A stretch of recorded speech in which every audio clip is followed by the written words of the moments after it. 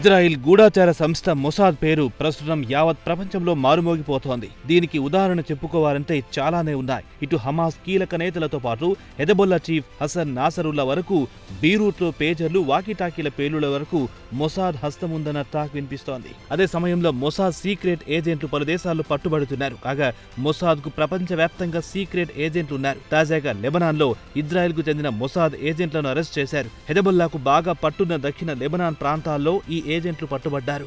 దీంతో లెబనాన్లో ఇజ్రాయెల్ కు చెందిన మొసాద్ ఏజెంట్ల నెట్వర్క్ విస్తారంగా ఉందని లెబనీస్ అధికారులు తెలుసుకున్నారు. మొసాద్ ఏజెంట్లు చెబుతున్న వివరాలు చెబుతుంటే లెబనీస్ అధికారులు షాక్కు గురయ్యారు.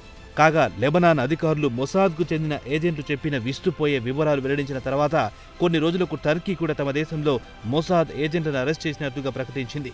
కాగా టర్కీ మొసాద్ ఏజెంట్ అరెస్టు గురించి వివరాలిస్తూ కొసోవ్కు చెందిన వ్యక్తి మొసాద్ ఏజెంట్గా, ఫైనాన్షియర్గా వ్యవహరిస్తున్నాడని, ఈ ఏడాది జనవరి నుంచి ఏజెంట్గా ఇజ్రాయెల్ ప్రధాన గూఢాచార కార్యాలయానికి రహస్య సమాచారం అందించేవాడని టర్కీ అధికారులు చెప్పారు.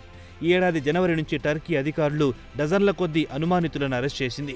ఇక్కడి నుంచి సమాచారం తీసుకుని ఇజ్రాయెల్కు చేరవేసేవారు. దీంతో అంకారా, జెరూసలేం మధ్య సంబంధాలు కూడా దెబ్బతిన్నాయి.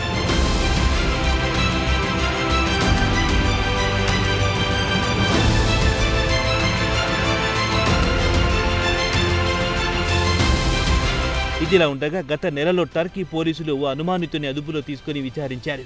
కాగా ఆ ఏజెంట్ మొసాద్ ఇంటెలిజెన్స్ ఏజెన్సీ కోసం పనిచేస్తున్నారని, డబ్బు ట్రాన్స్ఫర్ చేసినట్టుగా పోలీసు అధికారులు గుర్తించారు. టర్కీకి నేషనల్ ఇంటెలిజెన్స్ ఏజెన్సీ ఎంఐటీ వర్గాల సమాచారం ప్రకారం కోసోవోకు చెందిన వ్యక్తి లిరిడిన్ రెక్షేపీ విషయానికి వస్తే అతడు ఇజ్రాయెల్ ఇంటెలిజెన్స్ కు ఫైనాన్షియర్గా పనిచేసేవాడని టర్కీ పోలీసులు తెలిపారు. రెక్షేపీ విషయానికి వస్తే టర్కీలో మొసాద్ ఫైనాన్షియల్ నెట్వర్క్ ను అంతా తన కనుసన్నల్లోనే కొనసాగేదని ఎంఐటీ ఆరోపించింది. మొసాద్ కు సమాచారం సేకరించే వారికి రెక్షేపీ డబ్బు బదిలీ చేసేవాడు. కాగా మొసాద్ ఏజెంట్లు డ్రోన్ల ద్వారా వీడియోలను తీయడంతో పాటు పాలస్తీనా రాజకీయ నాయకులకు వ్యతిరేకంగా మానసిక యుద్ధానికి పాల్పడేవారు. అదే సమయంలో సిరియా నుంచి కీలక సమాచారం తీసుకుని మొసాద్ ప్రధాన కార్యాలయానికి పంపించేవారు.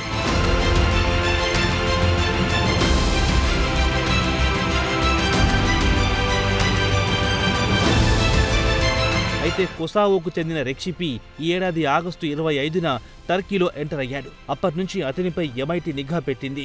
అటు తర్వాత ఇస్తాంబుల్కు చెందిన కౌంటర్ టెర్రరిజం పోలీసులు ఆగస్టు 30న అతన్ని అదుపులో తీసుకుంది. కాగా రెక్షిపీ కూడా తాను మొసాద్ కోసం పనిచేస్తున్నానని అంగీకరించాడు. తన డ్యూటీ మొసాద్ కోసం పనిచేస్తున్న ఏజెంట్లకు డబ్బు బదిలీ చేయడమని చెప్పాడు. కాగా ఈ డబ్బు వెస్టర్న్ యూనియన్ ద్వారా పంపుతారని టర్కీ అధికారులకు వివరించి చెప్పాడు. ప్రస్తుతం అతన్ని జైలుకు పంపారు. మొసాద్ టర్కీ ఏజెంట్ ద్వారా తమ గూఢాచారులకు ఇక్కడి నుంచి టర్కీతో పాటు తూర్పు యూరోపియన్ దేశాలకు, ముఖ్యంగా కోసోవ్కు డబ్బు పంపుతోంది. క్రిప్టో కరెన్సీ ద్వారా కూడా డబ్బు ట్రాన్స్ఫర్ చేస్తున్నట్టుగా టర్కీష్ అధికారులు వివరించారు.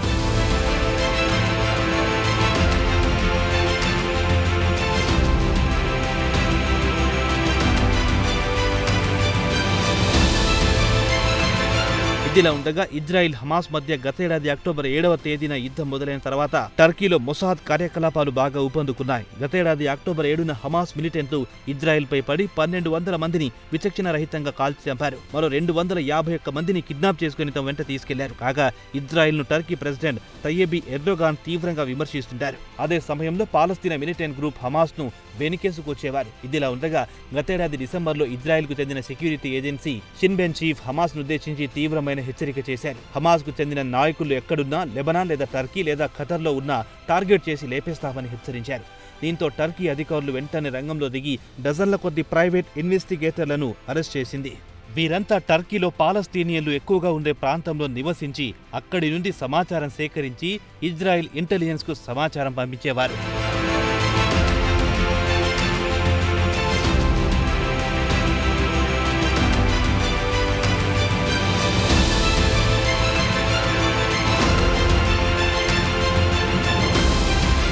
ఈ ఏడాది జనవరిలో టర్కీ సుమారు 33 మంది ఇజ్రాయెల్ గూఢాచారులు పనిచేస్తున్నారన్న అనుమానంతో అరెస్ట్ చేసింది. దేశంలోని 8 ప్రావిన్స్ల నుంచి అరెస్ట్ చేసి అదుపులో తీసుకున్నారు. ఇదిలా ఉండగా ఫిబ్రవరిలో ఇదే టర్కీ పోలీసులు 7 అనుమానితులను అరెస్ట్ చేశారు. వీరంతా మొసాద్ కు ప్రైవేట్ డిటెక్టివ్ల ద్వారా సమాచారం అందిస్తున్నారని టర్కీ పోలీస్ ఉన్నతాధికారులు తెలిపారు. అటు తర్వాత మార్చిలో మరో 7 టర్కీ అరెస్ట్ చేసింది. వారిలో ఓ ప్రైవేట్ డిటెక్టివ్ ఉన్నాడు.